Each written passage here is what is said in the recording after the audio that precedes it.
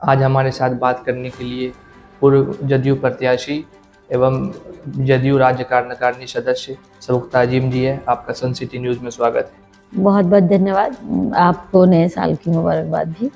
Thank you. जैसा कि आपको पता है कि ये 22 तारीख को माननीय मुख्यमंत्री जी का दौरा है, इसको लेकर आप लोगों की क्या तैयारी है? एक्चुअली हम लोग को इंस्ट्रक्शन दी गई है कि वैसी जगह को चिन्हित किया जाए जहाँ पर उनकी जो प्लानिंग है और उस प्लानिंग में महिलाओं के लिए जो सशक्तिकरण की दिशा में जो काम हुआ है बढ़िया, और वैसी जगह वो चूँकि वो देखना चाहेंगे, इंफ्रास्ट्रक्चर देखना चाहेंगे, तो इसके लिए पूरी तैयारी चल रही है। सभी जगह सुदूर क्षेत्रों में इसकी मीटिंग करके इन्फॉर्मेशन कर दी गई है।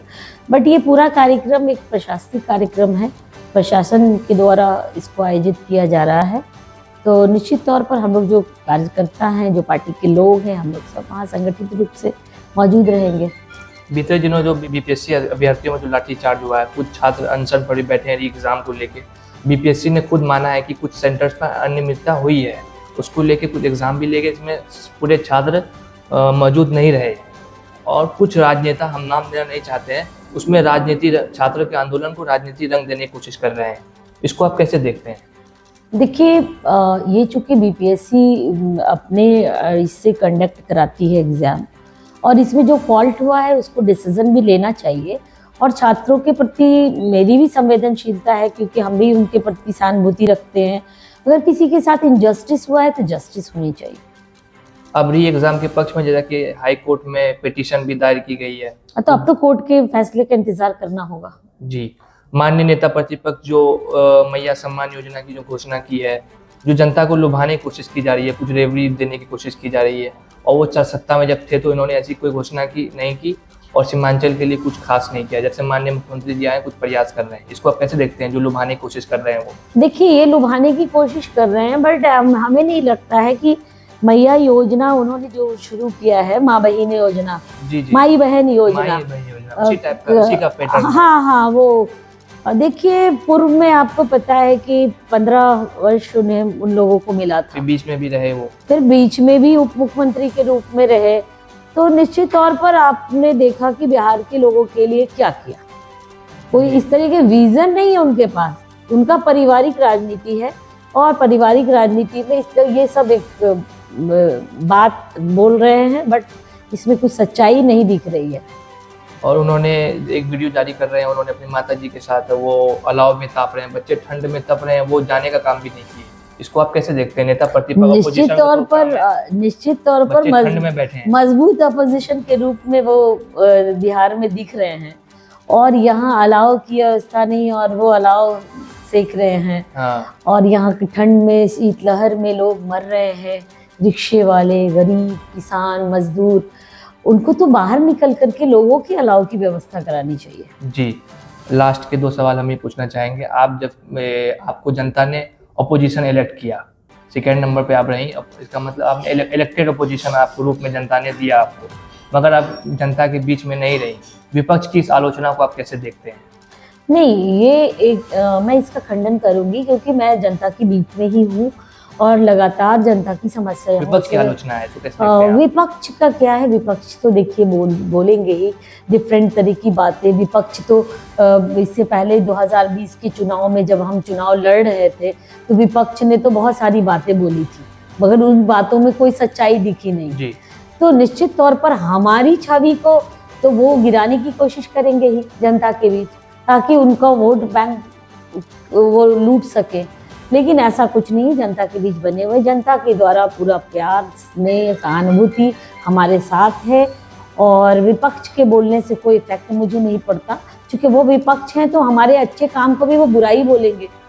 तो निश्चित तौर पर जनता के बीच रहे, तो जो कहते हैं कि नहीं रहे, तो जनता के बीच अगर नहीं होते तो आज 25 वर्षों से जिला परिषद अध्यक्ष के रूप में आप जान रहे हैं कि हमारे परिवार के ही लोग हैं। तो जब जनता का अगर हमारे साथ स्नेह नहीं रहता, उनसे जुड़े नहीं रहते, ये जो लोकल बॉडी चुनाव होता है, बिल्कुल, और जो वोट है वो आप देख ही रहे हैं। यस। बिहार में पलायन, बेरोजगारी और दीगर मुद्दे हैं जो लॉ एंड ऑर्डर व्यवस्था को आम जनता के लिए अहम मुद्दे हैं। इसको जनता को चुनौतियों का सामना करना पड़ रहा है। विपक्ष की इस आलोचना को आप कैसे देखते हैं? देखिए, निश्चित तौर पर विपक्ष का काम है बोलना, बट जिस तरह से बिहार में एक व्यवस्था, आर्थिक व्यवस्थाओं में बदलाव आया है, निश्चित तौर पर आप देख सकते हैं महिलाएं, युवा, जिस तरह से आज विभिन्न सेक्टरों में, हम ये नहीं कहेंगे कि सिर्फ एजुकेशन सेक्टर, विभिन्न आप देखेंगे कि फार्मिंग के क्षेत्र में, आप देखेंगे कि आप हेल्थ सेक्टर में, डिफरेंट ICDS के सेक्टर में, तो सभी सेक्टरों में तो आपके नियोजन प्रक्रिया चल रही है, सभी जगह रोजगार मिल रहे हैं। हाँ, बड़ी संख्या में, चूंकि पहले से इतने वर्षों से बड़ी संख्या में बेरोजगार रहे हैं। हमारे मुख्यमंत्री ने ये कहा है, वादा किया है, हम 10 लाख लोगों को नौकरी देंगे। 10 लाख लोगों को अगर उनके कार्यकाल में नौकरी हो जाती है तो बहुत बड़ी बात है। और जितनी नौकरियां हुई हैं, आप देख रहे हैं कि जितने नियोजित शिक्षक उनको 7वां वेतनमान पे आ गए, राजकर्मी का दर्जा दे दिया हमारी सरकार ने।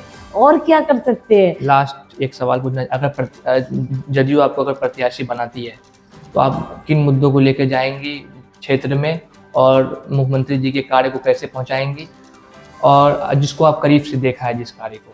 देखिए, निश्चित तौर पर अररिया नेतृत्व विहीन रहा, क्योंकि जिनको मैंडेट मिला, मैंडेट के अनुसार काम करना चाहिए था। जो कांग्रेस के प्रत्याशी थे उनको काम करना चाहिए था। और आज भी अररिया विधानसभा में बहुत सारा, मैं चूँकि लगातार घूमती हूँ तो मुझे पता चला, आज भी कई जगह सड़कों का अभाव है। कहीं देखिए, चूँकि जनप्रतिनिधियों की जिम्मेदारी होती है, जो चुन कर जाते हैं उनकी जिम्मेदारियां होती हैं कि वो उन मुद्दों को उठाए, विधानसभा में उठाए। कहीं कोई कमियां हैं तो अपने स्तर से वो सॉल्व करे। तो वो एक्टिव नहीं रहे, इनएक्टिव रहे, जिस वजह कर आज अररिया 49 की जनता बदहाल है। निश्चित तौर पर जब हमें अगर मैंडेट मिलेगा, लोगों का प्यार आशीर्वाद मिलेगा, निश्चित तौर पर उन तमाम समस्याओं का हम निदान करेंगे। एजुकेशन के क्षेत्र में, हेल्थ के क्षेत्र में, सड़कों का जहाँ कमी है, अभी भी काफी चुनौतियां हमारे साथ आएंगी, और उनको हम इंशाल्लाह अपने स्तर से निपटेंगे। धन्यवाद मैम। अररिया के 0 माइल में शाही पैलेस विवाह भवन एवं होटल इंटरनेशनल में पहली बार राजशाही का अनुभव कीजिए। जी हाँ, खुद को राजा सा महसूस करना है तो चले आइए शाही पैलेस।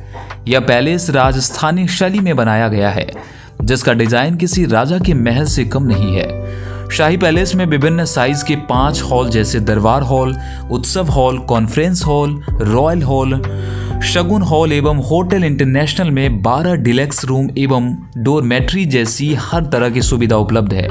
यहाँ पर आप शादी विवाह से लेकर बर्थडे पार्टी, मीटिंग मंगनी और सेमिनार जैसे छोटे बड़े हर तरह के कार्यक्रम का आयोजन कर सकते हैं। यहाँ पर मिलने वाली खास सुविधाओं में वेज और नॉन वेज किचन को बिल्कुल अलग अलग रखा गया है। इसके अलावा यहाँ पे गार्डन एरिया, कलरफुल फाउंटेन, भव्य स्टेज, शाही सोफा और विभिन्न प्रकार की डिजाइनर कुर्सियां सहित आकर्षित राउंड टेबल के साथ साथ 200 गाड़ियों की बड़ी पार्किंग भी उपलब्ध है। साथ ही 24 घंटे जनरेटर एवं वाईफाई की सुविधा उपलब्ध है। तो देर किस बात की, विभिन्न कार्यक्रमों एवं ठहरने के लिए संपर्क करें। हमारा पता है शाही पैलेस, मैरिज हॉल एवं hotel international, 0 mile, Araria. Mobile number 9471659624 और दूसरा नंबर है 7542961152।